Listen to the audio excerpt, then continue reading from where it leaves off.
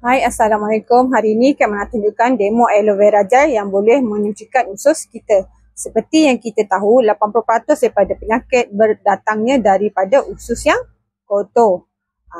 Okey, kat sini ada 3 bekas cawan. Ini betadine menggantikan toksit yang kotor dalam usus kita.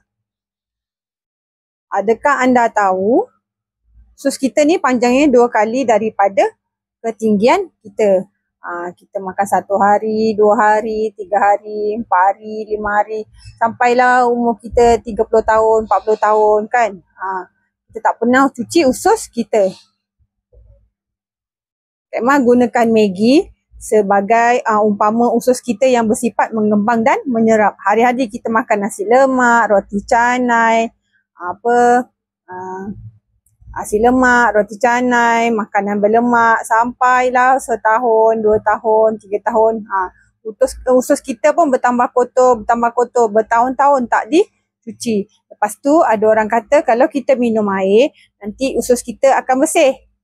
Orang kata kan, kalau kita minum air 1 hari 3 liter setiap hari boleh bersihkan kita punya usus. Tapi pun tak bersih juga.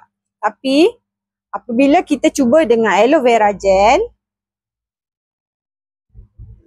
Okey. Kita tengok kita bercuba dengan aloe vera gel. Kita minum 1 hari, 2 hari, 3 hari. Konsisten hari-hari kita minum dengan aloe vera gel. Tengok apa yang terjadi. Semakin bersih usus kita yang kotor tu tadi kan. Setiap hari lepas tu kita makan lagi. Makan lagi. Lepas tu kita minum lagi aloe vera gel. Apa jadi?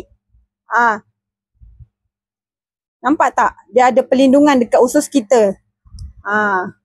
Kita makan lagi. Lepas tu, kita minum lagi. Ada perlindungan dekat kita punya usus. Aloe vera gel ni bagus sangat sebab dia ada saponin, iaitu umpama sabun yang boleh mencucikan usus kita.